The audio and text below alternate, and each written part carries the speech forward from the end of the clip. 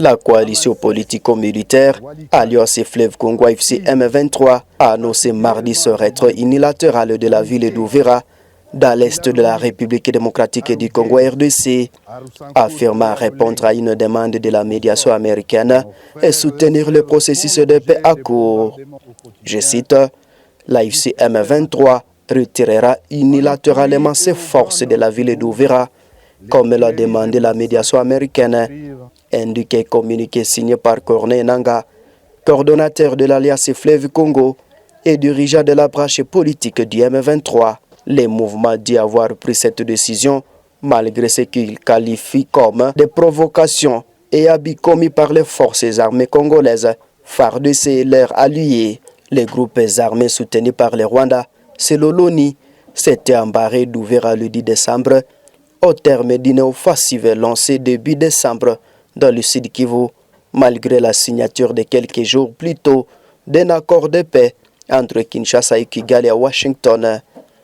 Situé à la frontière burundaise, sur le rive du lac Tanganyika, Uvira occupe une position stratégique majeure dans cette région stable. Son communiqué daté du 15 décembre, l'AFC M23 s'est dû référer au progrès significatif enregistré dans le cadre du processus de paix de Doha, conduit sous médiation qatari, et de l'accord cadre signé le 15 novembre avec les autorités congolaises. Et ce seul fait n'a toutefois jamais été pleinement respecté sur le terrain. Les combats s'étaient poursuivis dans plusieurs zones de l'Est congolais. Les mouvements présentent ce retrait comme une mesure de confiance destinée à donner toutes les chances à une solution durable au conflit. Ils demandent la mise en place des mécanismes de gestion d'Uvira, incluant sa démilitarisation, la protection des civils et des infrastructures, ainsi que contrôle du cessez-le-feu assuré par une force neutre. L'annonce intervient alors que les États-Unis accentuent leur pression sur le Rwanda.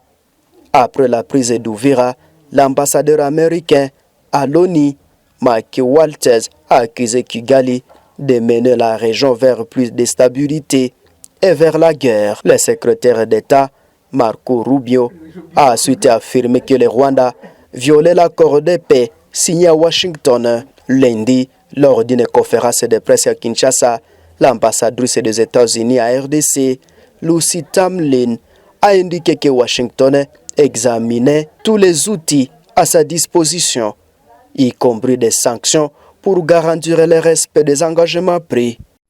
Vous savez que les États-Unis ont déjà fait des déclarations par le biais de notre secrétaire d'État et aussi notre ambassadeur auprès des Nations Unies à New York.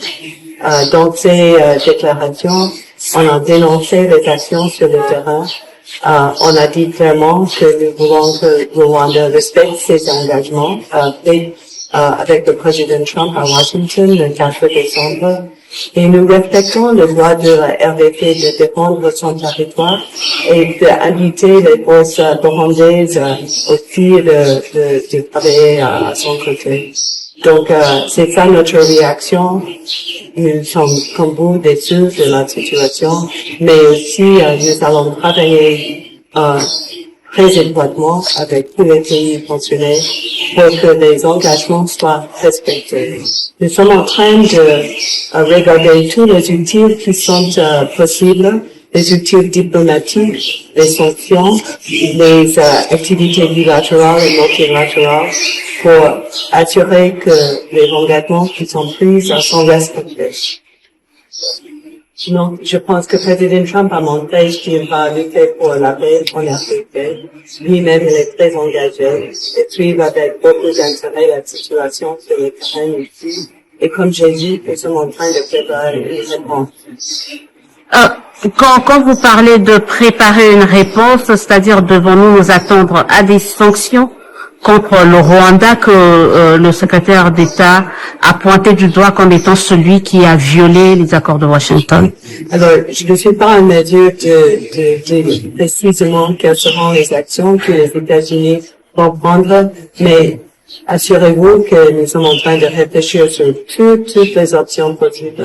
Alors, je reviens sur la dernière déclaration du président Trump lors d'un meeting aux États-Unis où ça a été perçu comme le bradage de richesse de la RDC, la manière dont le président américain a eu à présenter cet accord.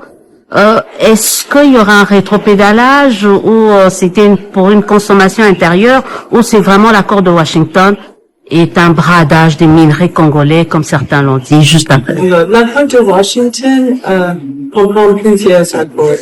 Nous avons d'abord l'accord qui est entre la RDC et le Rwanda, donc l'US et les États-Unis sont un garanteur, un médiateur. Il y a aussi des accords bilatéraux avec la RDC, mais ces accords ont été négociés pour être gagnant-gagnant. Il y a des bénéfices pour le côté congolais, aussi pour le côté américain. On a été clair au début que nous voulons nous-mêmes avoir une chaîne d'approvisionnement sur des minerais critiques qui sont nécessaires pour nos industries et pour la défense des États-Unis.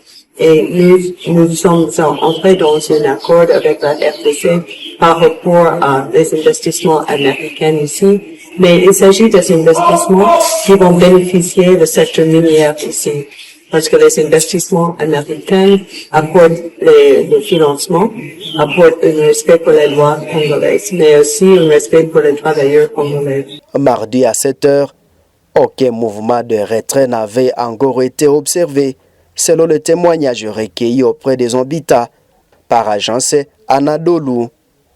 Pour l'heure, le Rwanda n'a pas réagi officiellement, toutefois Kigali nie systématiquement tout soutien militaire à l'AFC M23, même s'il affirme avoir mis en place des mécanismes de défense à RDC.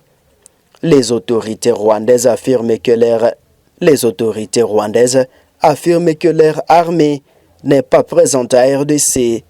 Elles soutiennent que le M23 est un problème congolais lié selon elles à la mauvaise gouvernance et aux discriminations visant les Tutsis congolais. Kigali estime qu'en outre que les principales menaces régionales demeurent le FDLR, un groupe armé toujours actif dans l'est de la RDC. En fait, les Rwandais reprochent à Kinshasa de ne pas avoir respecté ses engagements de mobiliser le FDLR, ce qui compromettrait, selon lui, la sécurité nationale du pays.